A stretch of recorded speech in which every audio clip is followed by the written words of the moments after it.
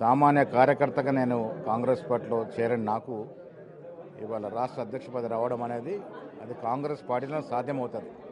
కష్టపడ్డ వారికి ఏదో ఒక సమయంలో సరైన పదవి వస్తుందని చెప్పడానికి ఇది ఒక తార్కాణం. ఇవాళ సీనియర్లు అందరూ కూడా ఇది అత్యున్నత స్థానం కాబట్టి పోటీ పడ్డారు. మేమంతా ఒక ఆరోగ్యకరమైన పోటీలో ఉన్నాం. బట్ ఒకసారి డెసిషన్ అయిన తర్వాత అందరం కూడా కలిసికట్టుగా ముందుకెళ్ళే పరిస్థితి.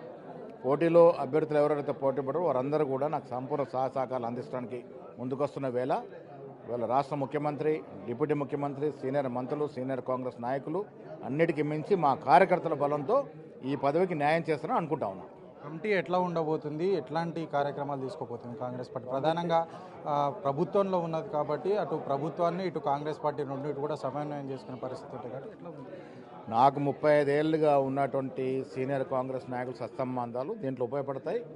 పార్టీ ఒకవైపు, ప్రభుత్వం ఒకవైపు, రెండు కూడా సమన్వయంతో ప్రజలు ఆశించిన మేరకు వారికి ఫలాలు అందే విధంగా మేము ప్రయత్నం చేస్తాం. అన్నిటికీ కూడా కార్యకర్తలే మూలం. ఆ కార్యకర్తల బలంతో, ఆ కార్యకర్తల కోరికలతో, వారి ఆకాంక్షలతో ముందుకెళ్తాం. కార్యకర్తలకు కూడా సంపూర్ణ న్యాయం చేసే విధంగా నా కమిటీ ఉంటుంది. అంటే కాంగ్రెస్ పార్టీ ఎప్పుడైతే అధికారంలోకి వచ్చినప్పటి నుంచి కూడా బీఆర్ఎస్ పార్టీ చాలా విమర్శలు చేస్తుంది. కాంగ్రెస్ పార్టీ ఫెయిల్యూర్ అన్నట్టుగానే చెప్తుంది కదా, వాళ్ళ విమర్శలను ఎట్లా తిప్పగొట్టబోతుంది? బీఆర్ఎస్ పార్టీ చేసే విమర్శ మాకు ప్రామాణికం కాదు. కింది లెవెల్లో ఉన్న ప్రజానీకం యొక్క అభిప్రాయాలే మాకు ప్రామాణికం. ప్రజలు సంతోషంగా ఉన్నారు. కాంగ్రెస్ పార్టీ ఇస్తున్న 6 గ్యారెంటీలతో పాటు మేము ఇస్తున్న అభివృద్ధి కార్యక్రమాలు, సంక్షేమ కార్యక్రమాల పట్ల ప్రజలు సంతోషంగా ఉన్నారు. ఏదో మాట్లాడాలి కాబట్టి బీఆర్ఎస్ నాయకులు మాట్లాడినంత మాత్రాన మాకేం నష్టం లేదు. కార్యకర్తల సంతృప్తే మాకు అవసరం. అంటే నిన్న మొన్న జరిగిన సంఘటన దృష్ట్యా హరీష్ రావు కూడా మాట్లాడుతూ తెలంగాణలో కాంగ్రెస్ పార్టీ ఎమర్జెన్సీ నడిపిస్తుందని కూడా విమర్శ చేస్తున్నారు.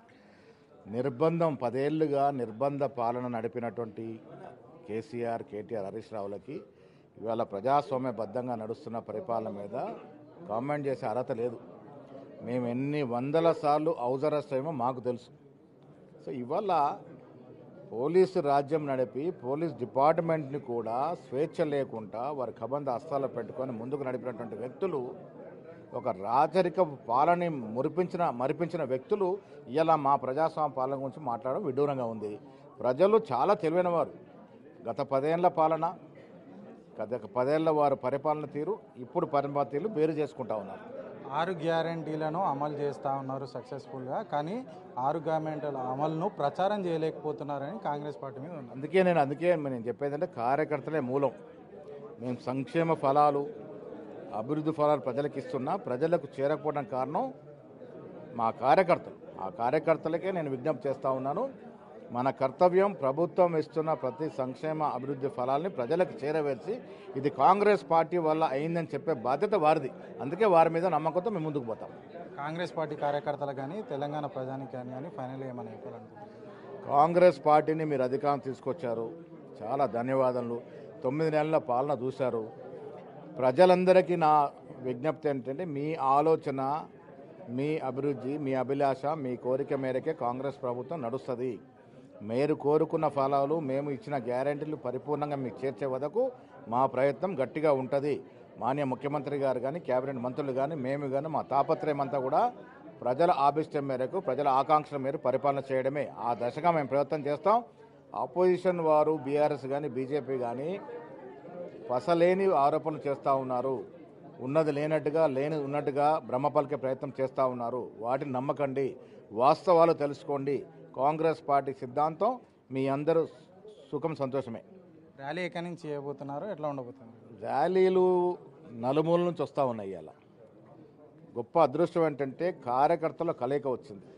ఒక సామాన్య కార్యకర్త, మాలాంటి కార్యకర్త అధ్యక్షుడు కాబట్టి ప్రతి కార్యకర్త ఇవాళ తనకు తాను ఒక అధ్యక్షుడిగా అనుకునే ముందుకు వస్తూ ఉన్నారు. 10 రోజులుగా లభిస్తున్నట్టు అపూర్వమైనటువంటి ఈ అభిమానం నేను 35 ఏళ్లుగా సంపాదించుకున్న సంపద.